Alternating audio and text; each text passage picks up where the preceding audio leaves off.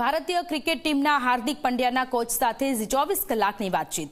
હાર્દિક ફાઇનલમાં ઓલરાઉન્ડરની ભૂમિકા નિભાવશે. Batting, bowling અને ફિલ્ડિંગમાં 100% ભાગ હાર્દિક ભજવશે. ફાઇનલ મેચમાં ભારત કોઈ બદલાવ ન કરે તેવું અનુમાન હાર્દિકના કોચ કે જેણે 24 કલાકની ટીમ સાથે એક્સક્લુઝિવ વાતચીત કરી. T20 વર્લ્ડ કપમાં ભારતીય ક્રિકેટ ટીમ આવતીકાલે ફાઇનલ મેચમાં ન્યૂઝીલેન્ડ સામે રમવા જઈ રહી છે. ત્યારે આપણે વાત કરીશું ભારતીય ક્રિકેટ ટીમના સ્ટાર ઓલરાઉન્ડર પ્લેયર હાર્દિક પંડ્યાના કોચ જીતેન્દ્ર સિંઘ સાથે. તેમની સાથે આપણે વાત કરીશું. સર, શું કહેશો? જે રીતના હાર્દિક પંડ્યાનો સૌપ્રથમ તો રોલની હું વાત કરીશ. તમે એમના કોચ છો એટલે ફાઇનલ મેચમાં કેવો રોલ રહેશે, તમારું શું પ્રિડિક્શન છે?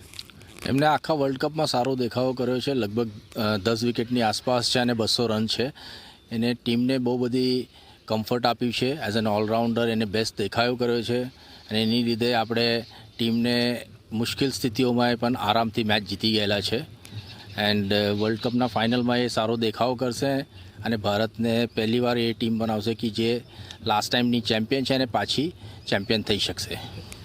શું માનો હાર્દિક પંડ્યાને ખાસ કરીને શેમાં સ્ટ્રેન્થ જોવા મળશે ફાઇનલમાં? બેટિંગમાં, બોલિંગમાં? કારણ કે ડેથ ઓવર્સમાં એમનું એક ખૂબ જ મજબૂત સ્થિતિમાં હોય છે ભારતીય ક્રિકેટ ટીમ માટે, અને એ રીતે બોલિંગમાં સ્ટાર્ટિંગમાં જ એમને આપવામાં આવતી હોય છે પાવર પ્લે ઓવર્સમાં.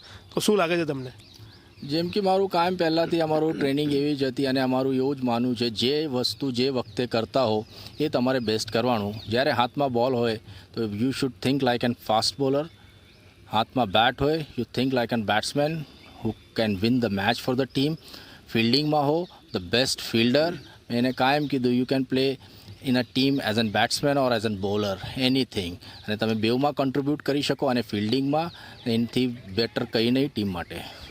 સર, શું કહેશો? ફાઇનલ મેચ છે તો કોઈ ટીમમાં ચેન્જીસ તમને દેખાઈ રહ્યું છે કે પછી જે સેમીફાઇનલમાં હતી એ જ ટીમ સાથે રમવું જોઈએ? મને નહીં લાગતું કોઈ ચેન્જીસ કરશે. વિનિંગ કોમ્બિનેશન સાથે ટીમ જશે અને વિનિંગ કોમ્બિનેશન કોઈ પણ વહેલું ચેન્જ નહીં કરવા માંગતું અને આઈ થિંક સેમ ટીમ રમશે.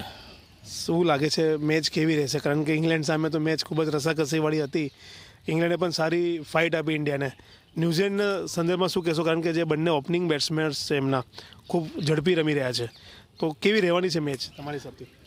ન્યૂઝીલેન્ડ જોડે મેચ બહુ સારી રહેશે, કેમ કે મને લાગે જે રીતે સેમીફાઇનલ મેચ ગઈ, હાઈ સ્કોરિંગ મેચ ગઈ અને જે હિસાબથી ઇંગ્લેન્ડના ટીમે આપણને ફાઇટ આપી, અને ન્યૂઝીલેન્ડ થોડાક સમયથી આપણા દેશમાં રમી રહેલી છે એટલે થોડાક એ કન્ડિશન્સને વધારે બેટર રીતે એડેપ્ટ કરી લીધેલી હશે એમને અને એક સારી ઇન્ટરેસ્ટિંગ મેચ હશે. મને લાગે ડ્યુ ફેક્ટર એ બહુ મોટો હશે કે ડ્યુ કેટલો રહેશે કાલે સેકન્ડ ઇનિંગમાં, એ ફેક્ટર એ બહુ મોટો રહેશે. શું લેવું જોઈએ